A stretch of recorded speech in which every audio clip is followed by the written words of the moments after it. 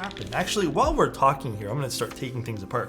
What did you guys do today? Oh wait, this gets taken apart this way. I love you guys wherever you guys are in life, before we start this conversation, but I was reading this article not too long ago about if you are suffering from depression or like really heavy anxiety and stuff like that. One really important thing to do is make a habit of brushing your teeth.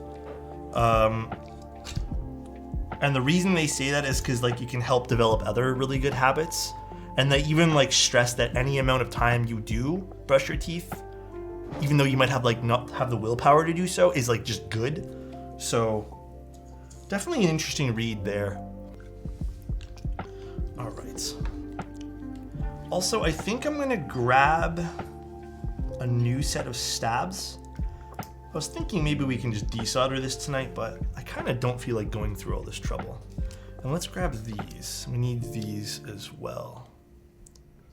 We do indeed need these guys. Let's move this to the side. So these are what we used last time.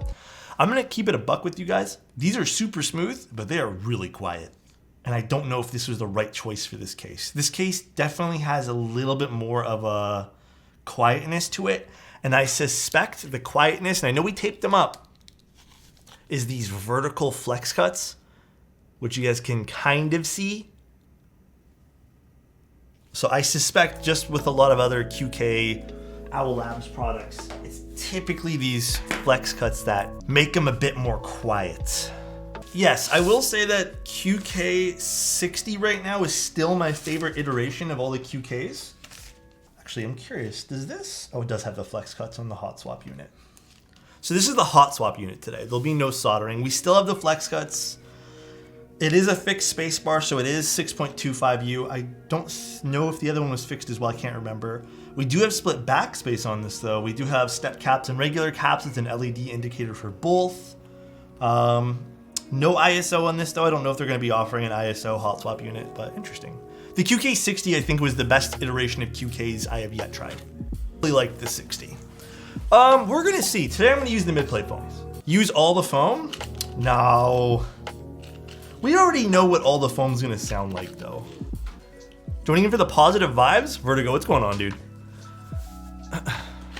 Sounds good, man. I'll respond back to you. I don't know if I'm going to do any responses tonight to anyone, just because, like, I'm low-key kind of tired, but... so here are the switches. All black, so nothing too fancy in terms of colors here. I actually like the way that their tactile switches are done with like the multicolored stems. But pretty nice.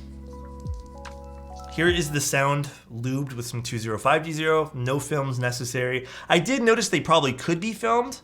There was a slight bit of a housing wobble, like the slightest. But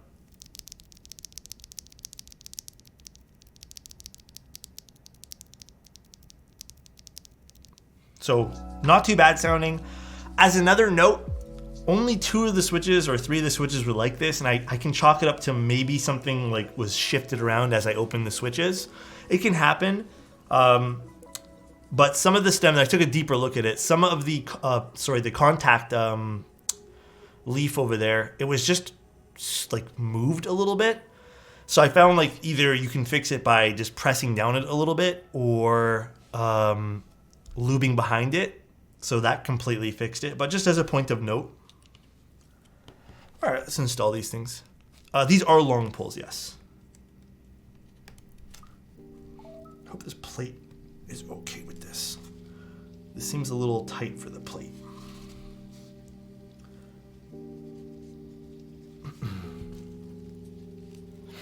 Sounds like a switch? Yeah. I'm new here, but I'm enjoying your streams and love the vibe. Thank you, dude. I appreciate that, man. All right. Let's get this guy plugged in here. How many screws go into the QK75? I think it's what, 5 screws? Maybe 5? Oh, come on, dude. I honestly... Okay, this is the only thing I will say that I really dislike about the QK is the freaking inclusion of a ribbon cable. I like what they did though with the knob, it being separate. That makes everything a little bit more easy to install. So kudos to that. All right, let's start putting this together.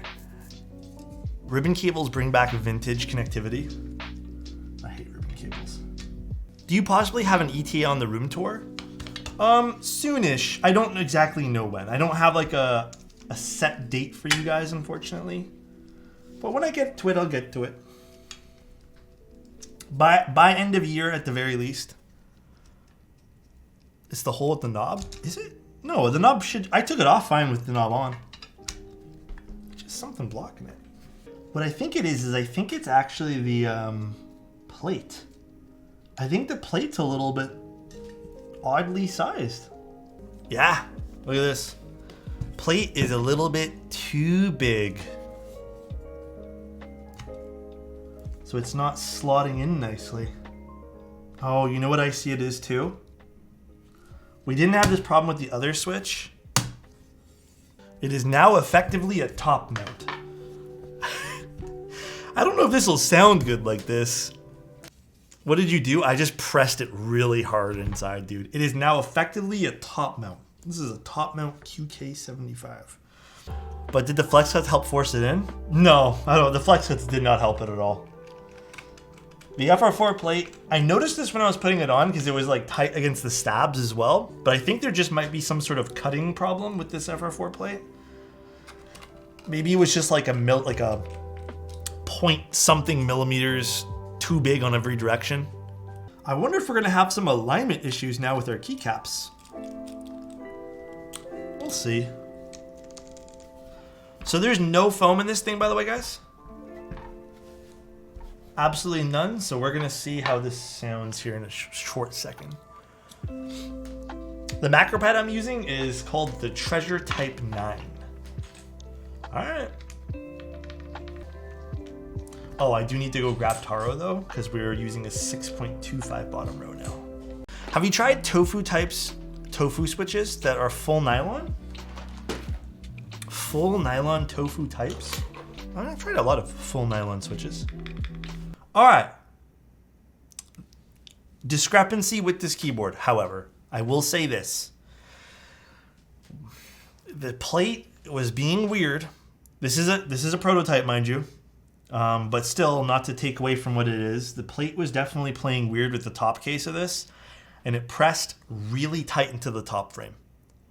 I don't know if that will affect the overall sound signature of this to any sort of degree, but just keep that in mind as we type on this. I can already tell you the alphas. I do like these switches already. Look at the uniform flex with this. See how uniform that is? So does it really matter that we have flex cuts? All right, let's see what this sounds like.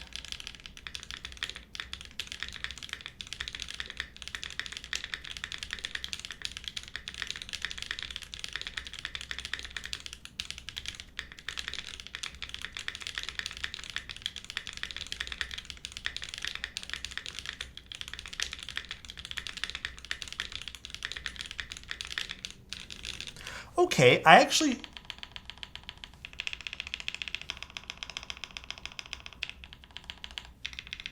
the switches feel great. I think I even really like the springs inside these. Very consistent as well. I want to try a playlist. I don't think that's a today thing. We did use no foam again, and I still really like this with no foam, so I can only imagine this is going to help alter this. But yeah, the Obscura linear switches inside this I think really helped bring the board to life as well, because I didn't really care for it with the other switches that we had. So I think it's a mix of the board being pretty solid and then also the Obscura linear switches doing a pretty good job on this too. How are the Obscuras? They have a deeper, you guys can kind of tell, they're a little bit more of a deeper sounding long pole switch. I'd say on the same level as the Epsilons. Take care, everyone. Love you guys. I hope you guys have a great day. Peace out, everybody.